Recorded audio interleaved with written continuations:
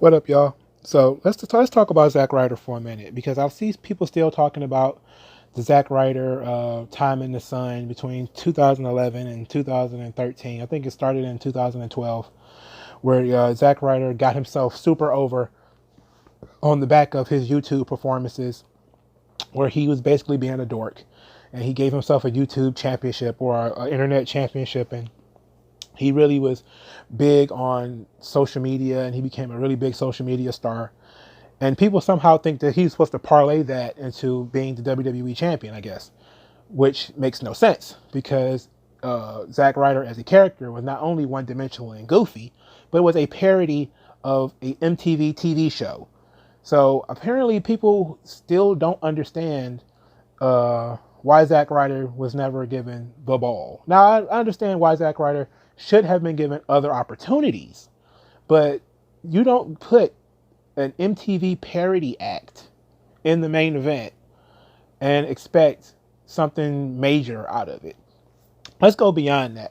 For starters, what gives people the idea that Zack Ryder was actually fit in the main event? Did they see a good match out of him? A great match? Is he a work rate guy? No. Is he a promo? Is he a promo guy? Is he a good stick man? No. What was he good at? He was good at doing skits on YouTube. Okay, that's fine. Look, I agree. WWE should have leaned into the YouTube channel. They should have supported the YouTube channel instead of asking him to shut it down, instead of letting him edit the YouTube channel or whatever they was doing with it. They should have just let him do him on YouTube and paid him to do it. When you look at Zack Ryder as a character, as a performer, do I think that he's a one-dimensional performer? I don't know. I haven't seen more dimensions to the man underneath Zack Ryder. I can only judge Zack Ryder, and I can look at Zack Ryder and look at it and say he is. I'm searching for the name of that TV show because the show is a fad. It makes no sense. Okay, and you could say, hey, look, maybe we could have changed the character. Okay, what if you change the character? You change whether the character is over or not. And if you put the character, look, you have to understand when he won the U.S. title, the emotional catharsis moment of him not even being on TV to now being in a focused storyline about him and his journey to relevance. You got that emotional, that orgasmic experience when he won the U.S. title. Okay, you can't do it again. You can't continue doing that, and you can't have that last forever. Okay, we keep seeing this over and over again. People don't understand that moments like when Kofi Kingston won the title, like when Daniel Bryan won the title, these are moments. When Dolph Ziggler won the title, these are big, big moments.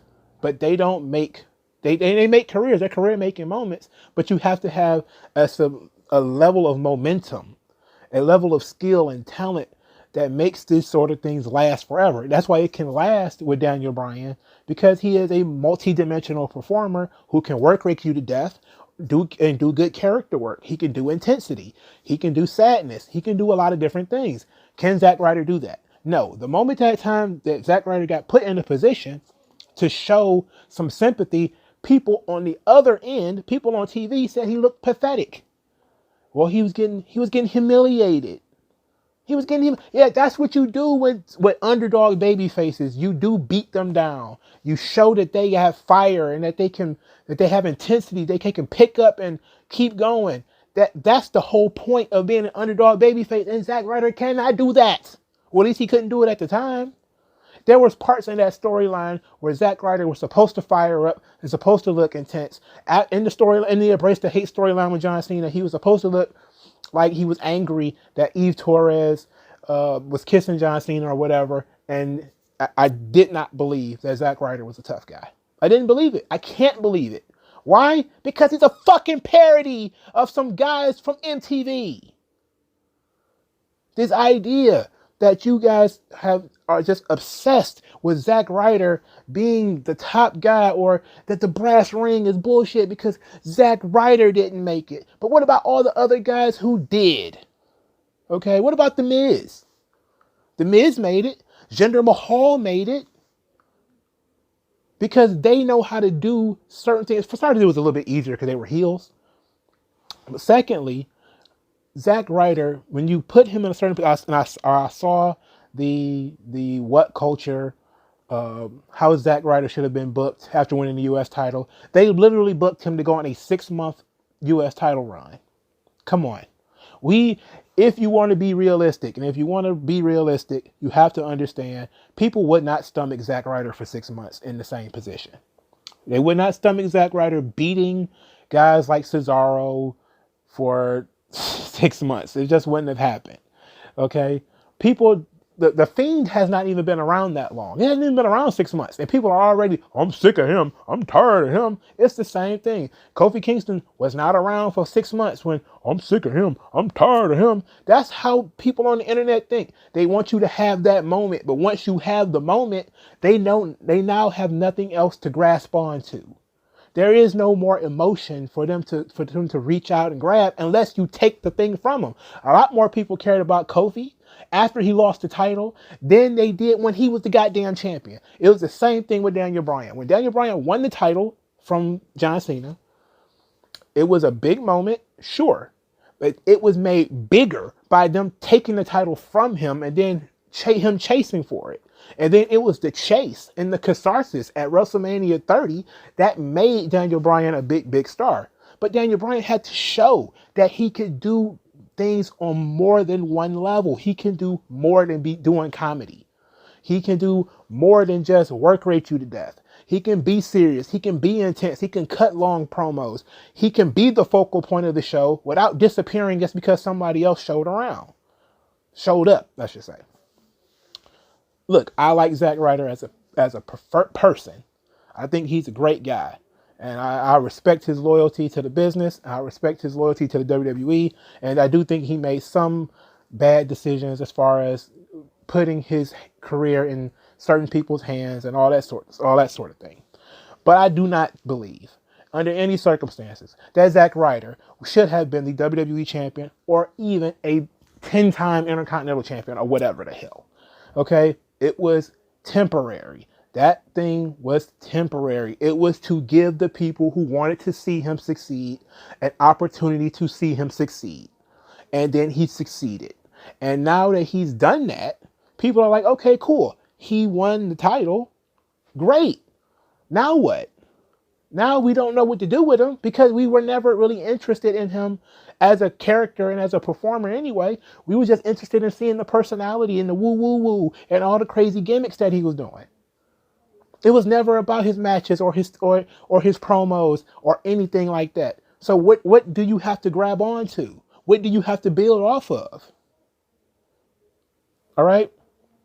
And I understand Zack Ryder was hot. He was flaming hot. And he was hotter than most people ever got. He was hotter than most people who was in the building when he wasn't in the building and he wasn't on the show. And yes, he did get snubbed a couple of times when he didn't get to perform at WrestleMania 29, I think it was. I saw a very weird Bleacher Report article that says that Zack Ryder sold his soul to the WWE and went bankrupt. It's like, what the hell are you talking about? You think the guy, and it's like, what are you talking about? And he said, well, and in the article, it went, WWE boosted profits in 2012 off the back of Zack Ryder. It's like, really? You could have showed me some direct numbers if that's what you were going to say. You could show me some direct statistics that Zack Ryder is the reason why merchandise sales were higher. And I'm pretty sure he had something to do with it. But then to say he wasn't getting paid for it, which is nonsense, because that would be bad business for him to not get paid for it. But it's just people online consistently with this goddamn Zack Ryder bullshit. It's like, stop. Zack Ryder is a one-dimensional character. He was always going to be the perpetually silly underdog babyface. That is not a main event level character. It's barely even a mid-card character. He would, again, there are a bunch of things that they could do with him. They could give him a talk show like they gave to Alexa Bliss or The Miz or something like that, where he could do his woo gimmicks and all that stuff. and it might have worked out. It could have funneled the money into his YouTube show so he could do that. That stuff might have worked out.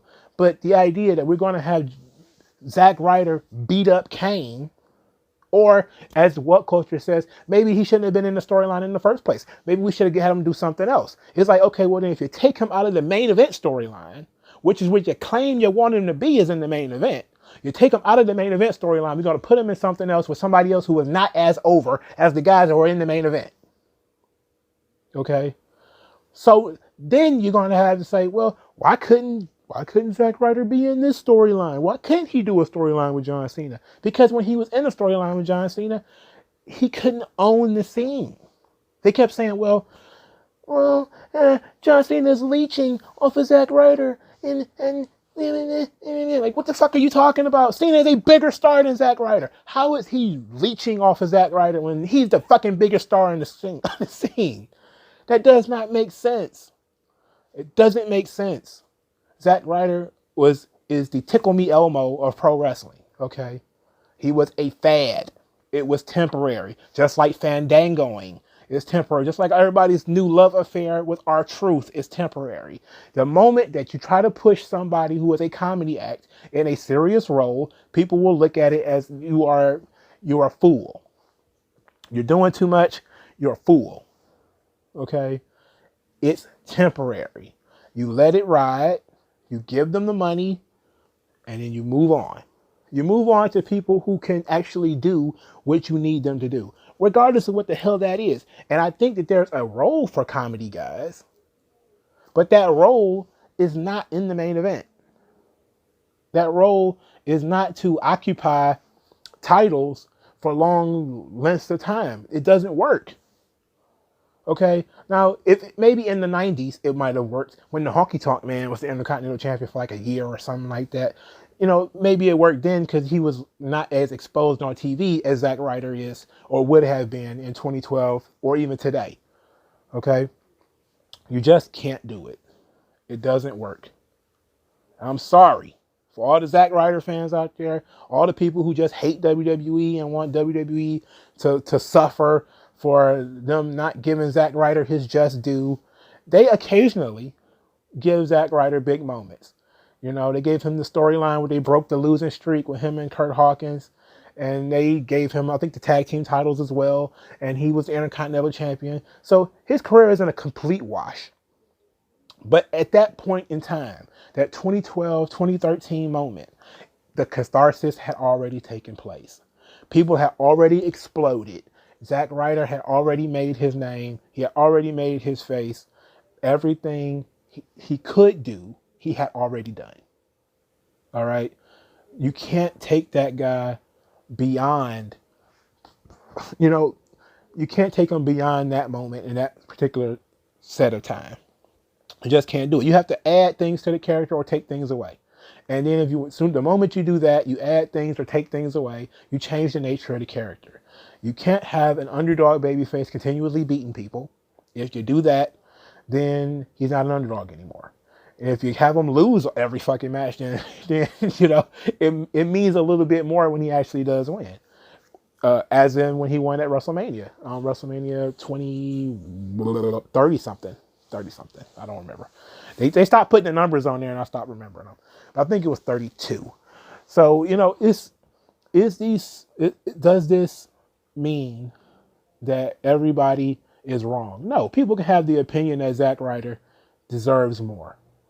And I think you could always say that he deserves more. You could say that anybody deserves more. But you have to ask the question, what does more mean? What does it mean for him to deserve more?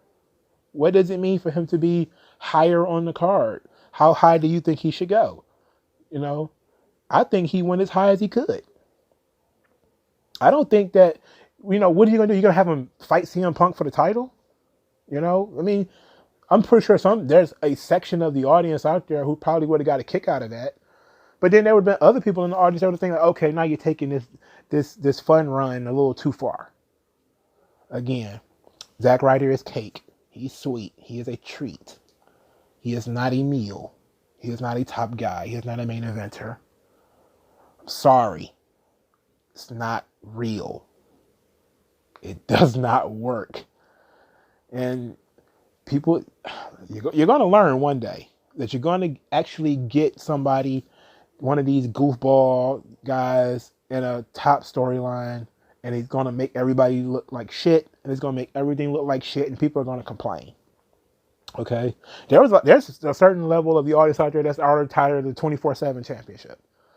It was great for a while. It was great for like 2 or 3 months. And then people was kind of like, well, I'm tired of all these roll-ups. I'm just tired of R-Truth and them interfering in other people's matches. I'm just kind of tired of it. It's boring. Zack Ryder would have been the same way. All right, so like, share, and subscribe. I'll talk to you guys later. Peace.